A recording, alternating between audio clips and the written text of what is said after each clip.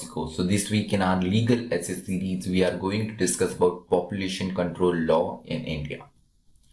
तो population control law की जब हम बात करते हैं तो हमें ये समझना जरूरी है कि ये लॉ कितनी बार इंट्रोड्यूस किया गया है, किन किन के द्वारा लाया गया है और किस पर्पस से लाया गया है। तो ये एक ऐसा लॉ है जो करीब करीब 35 टाइम्स पार्लियामेंट में टेबल हुआ है। अभी तक ये लॉ पास नहीं हुआ है कभी भी, लेकिन इंडिपेंडेंस से लेकर अभी तक ये 35 टाइम्स या उससे ज्यादा बार यहाँ पर टेबल किया गया है। तो रिकॉर्ड 35 टाइम्स तक है। इसमें सबसे रीसेंट अगर हम देखें तो लास्ट फरवरी 2020 में एक प्राइवेट मेंबर बिल शिवसेना के member of parliament Anil Desai ने रखा था। उन्होंने बात करी थी कि जो आर्टिकल 47A है, directive principle of state policy है, इसमें अमेंडमेंट किया जाए। अब डायरेक्टिव प्रिंसिपल जो है हमें पता है कि इसका डायरेक्टली इम्पैक्ट नहीं रहता, लेकिन उसके बेसिस पे स्टेट्स को, सेंटर को पॉलिसीज और लॉज बनाने पड़ते हैं। उसके अलावा 2019 में बीजेपी के राकेश सिन्हा ने भी एक बिल टेबल किया था जिसका नाम था the population regulation bill.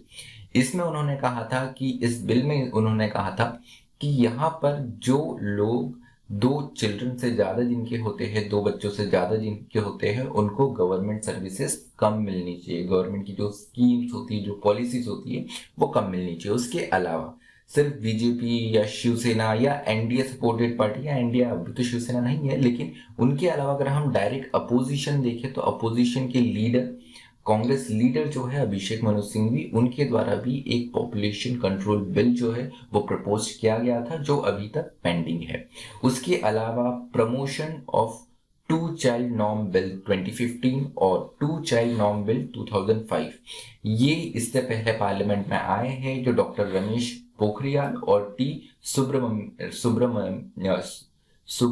Reddy के द्वारा रखे गए हैं। तो इस बिल में तो दिलचस्प बात ये थी कि इसमें बताया गया था कि अगर आपके 2 चिल्ड्रन से ज्यादा होते हैं तो आपको 5 इयर्स का इम्प्रिजनमेंट भी होगा और उसके अलावा आपको फाइन भी देना होगा मिनिमम 20,000 का।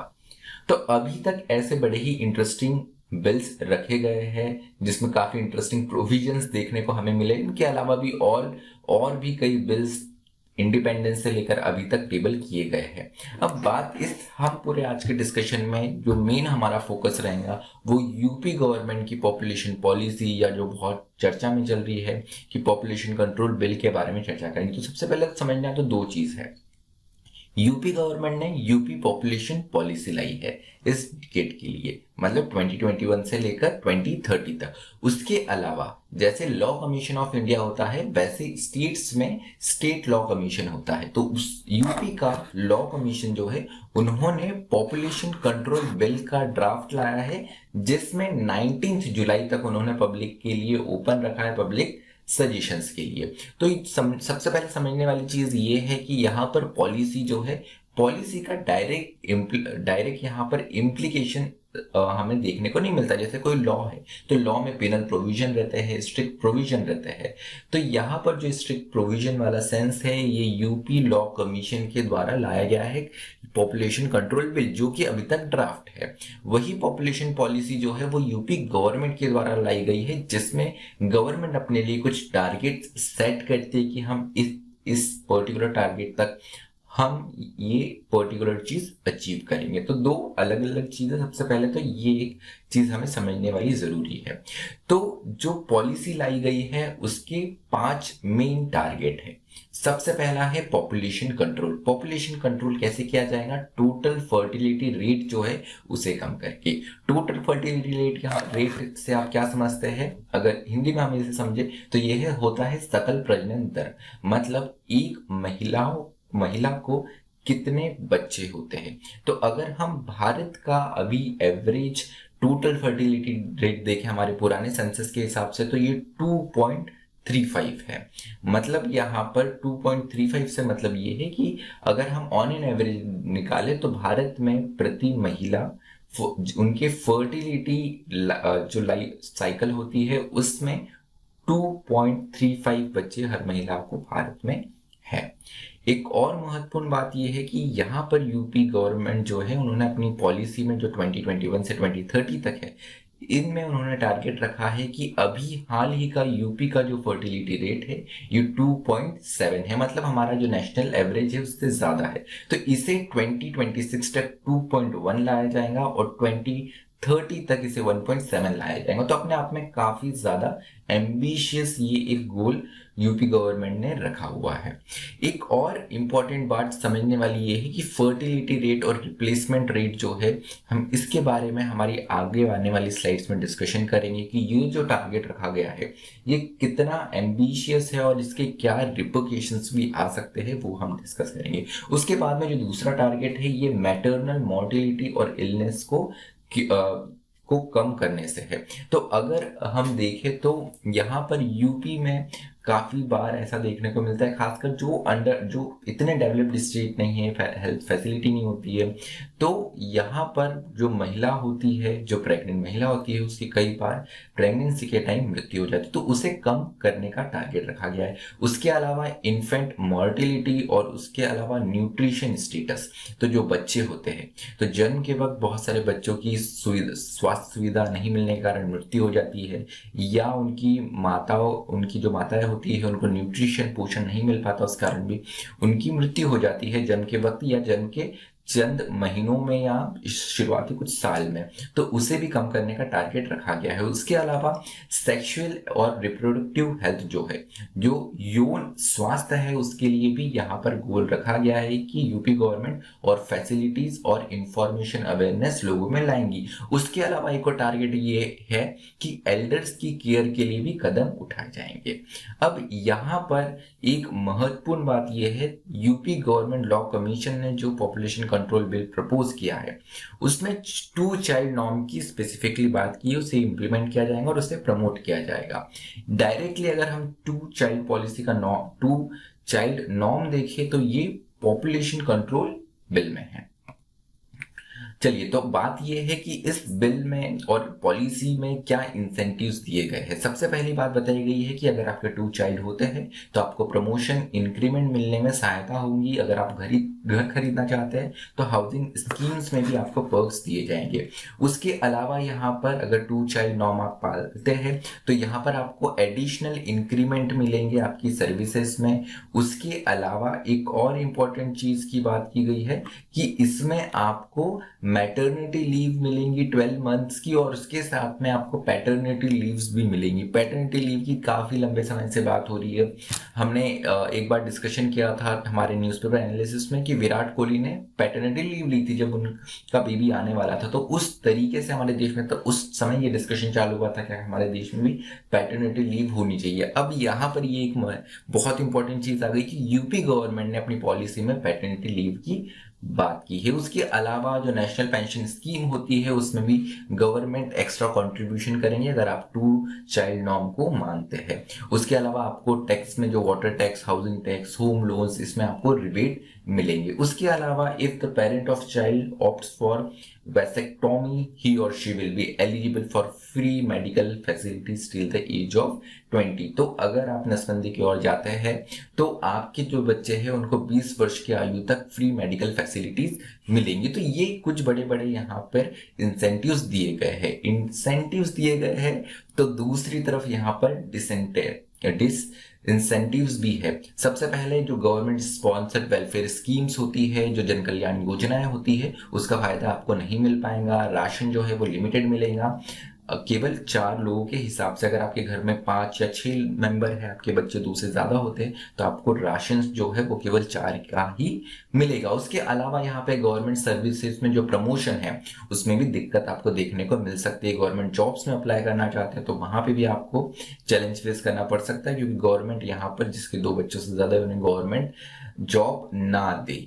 उसके अलावा बहुत से स्टेट्स में ये चीज है कि लोकल बॉडी इलेक्शन जो है, अगर वो आपको कॉन्टेस्ट करना है तो आपके 2 बच्चे ही होने चाहिए। अगर उससे ज्यादा होते हैं तो आप एलिजिबल नहीं होते हैं। गवर्नमेंट सब्सिडी जो है वो भी प्रभावित होंगी। अगर आप 2 से आपके ज्यादा बच्चे होते हैं तो हो सकता है गवर्नमेंट आपको सब्सिडी भी नहीं दे मैक्सिमम स्कीम्स में। तो हमने बात करी थी लोकल इलेक्शंस की। तो टू चाइल्ड पॉलिसी जो है वो इंडिया के लिए कोई न्यू नहीं है, या यूपी कोई पहला स्टेट नहीं है जो टू चाइल्ड पॉलिसी ला रहा है।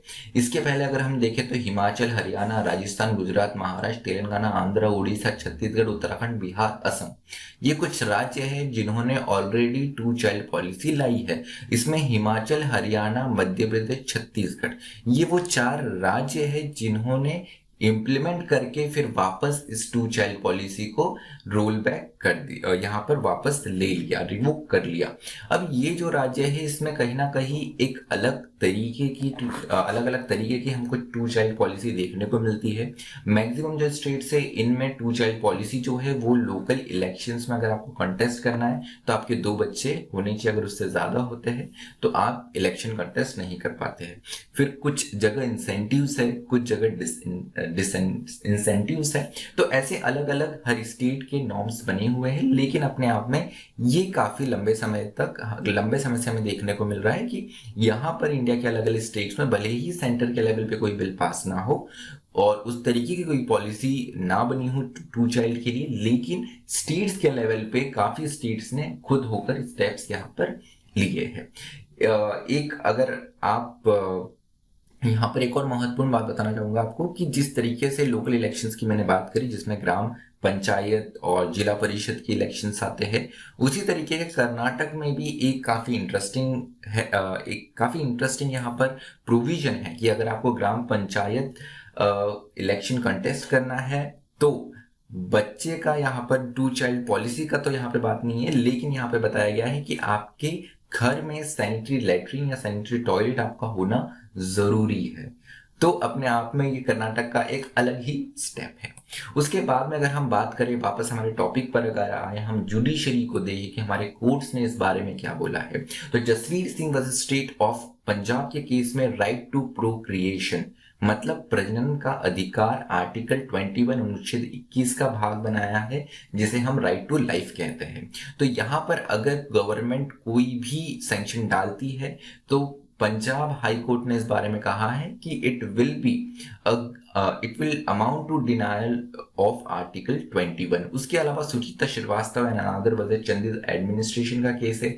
इसमें सुप्रीम कोर्ट ने कहा है कि women's freedom to make reproductive decision, कि महिलाओं को ये खुद अधिकार होना चाहिए कि वो रिप्रोड्यूस करना चाहती है कि नहीं, वो बच्चे कंसीव करना चाहती है कि नहीं करना चाहती है। ये आर्टिकल 21 का पार्ट होगा, ये राइट टू पर्सनल लिबर्टी का पार्ट होगा। तो अगर हम हमारे इंडिया में देखें तो यहाँ पर जब ये रिसर्च किए गए, जब ये डेटा इकट्ठा किया गया, क्या महिला खुद 2 बच्चों से ज्यादा चाहती है, तो मैक्सिमम केस में भले ही कौन से भी रिलीजन की वो महिला हो, वो मैक्सिमम केसेस में 2 चाइल्ड से ज्यादा नहीं चाहती है।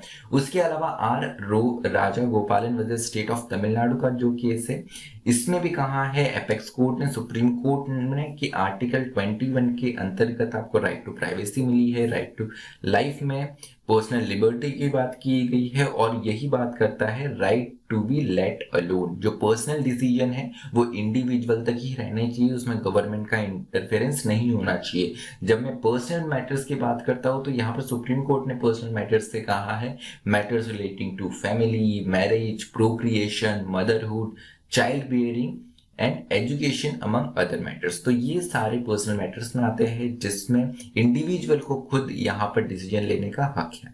उसके अलावा एक और ऐसा केस है जिसमें सुप्रीम कोर्ट ने 2 चाइल्ड पॉलिसी लॉ को सपोर्ट करा है। जैसे लोकल इलेक्शन में 2 चाइल्ड होने चाहिए, अगर उससे ज्यादा होते तो आप क्वालिफाइड नहीं होते, एलिजिबल नहीं होते इलेक्शन लड़ने के लिए। इसी तरीके का एक जो लॉ है वो सुप्रीम कोर्ट में क्या था, Javed versus state of Haryana का केस था। तो इसमें सुप्रीम कोर्ट ने इस 2 चाइल्ड पॉलिसी को कॉन्स्टिट्यूशनल करार दिया था और वैलिड माना था। तो एक बार अगर इस जजमेंट की बात करें तो यहाँ पर सपोर्ट भी सुप्रीम कोर्ट के द्वारा 2 चाइल्ड पॉलिसी लॉ को किया गया है। उसके अलावा बात ये आती है कि अगर हम लॉ नहीं लाए तो हम क्या कर सकते हैं। तो सबसे फोरमोस्ट इंपॉर्टेंट चीज है 1981 में भारत का जो टोटल फर्टिलिटी रेट था ये 4.5 के आसपास था, जो कि अभी 2.35 है 2011 के सेंसस के हिसाब से। जो चीज जिस चीज के कारण हमारा फर्टिलिटी रेट बहुत तेजी से घटा, उसमें कहीं ना कहीं जो सबसे बड़ा रोल है वो है वुमेन हेल्थ सर्विसेज का, नेशनल हेल्थ मिशन का, जिसमें कॉन्ट्रासेप्शन के जो अलग अलग तरीके हैं उसको काफी ज्यादा लेवल पे प्रमोट किया गया। तो यहाँ पर जरूरी है कि आप वुमेन हेल्थ सर्विसेज पे ध्यान दें। उसके अलावा फीमेल एजुकेशन लिटरेसी बढ़ाएंगे तो ऑब्वियसली फैमिली में वो एक अवेयरनेस आती है। उसके अलावा फैमिली प्लानिंग और अवेयरनेस प्रोग्राम चलाए जा सकते हैं। उसके साथ में जो यूपी गवर्नमेंट ने खुद किया है कि स्कूल एजुकेशन में एक सब्जेक्ट इनकॉर्पोरेट किया जाएगा फैमिली प्लानिंग से रिलेटेड, तो ये स्टेप्स भी उठाए जा सकते हैं। तो कंसर्न्स की कुछ बात है कि इस लॉ को, इस पॉलिसी को बहुत लोग क्रिटिसाइज कर रहे हैं। उसके पीछे कुछ रीजंस है, कुछ कंसर्न्स है। सबसे पहला रीजन ये है फीमेल फेटिसाइड का। जैसे हमारी कंट्री पता है एक पुरुष प्रधान है, एक पैट्रियार्किक सोसाइटी है जिसमें पुरुषों को, लड़कों को ज्यादा इंपॉर्टेंस दिया जाता है। तो हमारे देश में अगर 2001 से 2011 के सेंसस देखें तो यहाँ पर जो गर्ल्स का रेशियो है पर 1000 बॉयज ये 927 927 से 914 हो गया। और अगर आप 2 चाइल्ड पॉलिसी लेकर आ जाते हैं तो लोगों की सोच एक दिन में तो नहीं बदल सकती। तो कहीं ना कहीं जो फीमेल फेटिसाइड के इंसिडेंट्स हमें बहुत ज्यादा देखने को मिलते थे लेट 90s में, वो वापस देखने को मिल सकते हैं। उसके अलावा पॉपुलेशन स्टेबलाइजेशन भी महत्वपूर्ण चीज हो जाती है। पॉपुलेशन स्टेबलाइजेशन की अगर हम बात करें तो हमारी कंट्री में जो इंडिया का फर्टिलिटी रेट है 1950 से लेकर 2020 तक लगातार घट रहा है और 2025 तक अंदाजा लगा गया है कि ये 2.1 तक हो जाएगा। अब 2.1 जो है टोटल फर्टिलिटी रेट, ये रिप्लेसमेंट रेट रहता है। मतलब अगर आपके कंट्री में 1000 लोग हैं और उन 1000 की पॉपुलेशन को आपको बना के रखना है तो कम से कम प्रति महिला 2.1 चाइल्ड होने चाहिए। मतलब टोटल TFR जो है वो 2.1 होना चाहिए। चाइना का एक एग्जांपल हमें यहाँ से लेना है जो कि कम बहुत बड़ा एक उदाहरण है, हमारे लिए एग्जांपल है। तो चाइना में 1980 में 1 चाइल्ड पॉलिसी लाई गई, मतलब प्रति दंपति प्रति महिला केवल एक ही चाइल्ड। 2016 में उस पॉलिसी को रिलैक्स करके 2 चाइल्ड पॉलिसी कर दिया गया और हाल ही में एक ही महीने पहले चाइना ने 2 चाइल्ड पॉलिसी को भी रिलैक्स कर दिया। इसका कारण ये था कि चाइना में TFR जो है 1.3 हो गया। 1.3 हो गया इसका मतलब ये है कि चाइना में यूथ जो है, यूथ का पॉपुलेशन डिक्लाइन होते जा रहा है और जो एल्डरली पॉपुलेशन है वो बढ़ते ही जा रहा है। तो भारत के लिए भी कंसर्न हो सकता है कि भारत की औसत आय जो है वो बहुत ज्यादा होती जाएंगी, भारत बूढ़ा होता जाएगा। तो ये हमेशा कंसर्न बना रहता है कि जो हमारी पॉपुलेशन है वो पॉपुलेशन, यंग पॉपुलेशन जो है वो हमारी बरकरार रहे, जिससे किसी भी कंट्री में अगर एल्डरली पॉपुलेशन और अगर बूढ़ी पॉपुलेशन ज्यादा बढ़ जाती है तो ऑब्वियसली डिपेंडेंट बढ़ जाता है, काम करने वाले यूथ की संख्या कम हो जाती है, जिससे इकोनॉमी पे भी काफी ज्यादा प्रेशर पड़ता है। यही चीज जो है जापान सफर कर रहा है और कुछ यूरोपियन कंट्रीज भी इसी चीज से सफर कर रही है कि उनकी कंट्रीज तेजी से बूढ़ी होती जा रही है। उसके अलावा जैसे हमने पिछली स्लाइड्स में डिस्कस करा कि जुडिशरी ने बताया है कि आर्टिकल 21 का राइट टू लाइफ का ये वायलेशन हो सकता है, क्योंकि राइट टू लाइफ में राइट टू प्रोक्रिएशन और रिप्रोडक्टिव डिसीजंस लेने का राइट किसी भी इंडिविजुअल को होता है। अब यहाँ पर आपको एक क्वेश्चन के साथ में मैं छोड़ देता हूँ आज के डिस्कशन में। इस टॉपिक पे हम और भी डिस्कस कर सकते हैं। आज का मेन कंसर्न जो हमारा टॉपिक था ये यूपी के पॉपुलेशन कंट्रोल लॉ और पॉलिसी के बारे में था। तो आपका क्या ओपिनियन है इस टॉपिक के बारे में? आपको क्या लगता है क्या किस तरीके से हम हमारी पॉपुलेशन को कंट्रोल कर सकते हैं? क्योंकि पॉपुलेशन को कंट्रोल करना बहुत ज़्यादा ज़रूरी है। यहाँ पर ये तो बात है, हमारे पास में लिमिटेड रिसोर्सेस है, लिमिटेड हमारे पास में इकोनॉमिकल और नेचुरल रिसोर्सेस है, तो ये तो बहुत इंपॉर्टेंट होगा। लेकिन दूसरी तरफ हमें रिप्लेसमेंट रेट भी देखना है, चाइना का एग्जाम्पल भी देना है। तो आपका क्या ओपिनियन है इस बारे में कि हमारे देश में 2 चाइल्ड पॉलिसी आनी चाहिए या नहीं आनी चाहिए? विथ रीजन जरूर कमेंट बॉक्स में हम डिस्कस करते हैं इस बारे में। And thank you so much. आज का डिस्कशन हम यही खत्म करते हैं। अगर आप चाहते हैं कि और किसी पर्टिकुलर टॉपिक पे डिस्कशन हो या इसी टॉपिक के किसी एक पर्टिकुलर पॉइंट पर डिस्कशन, तो वो भी आप कमेंट बॉक्स में मेंशन कर सकते हैं। Thank you so much for listening me. Stay tuned to law सीखो।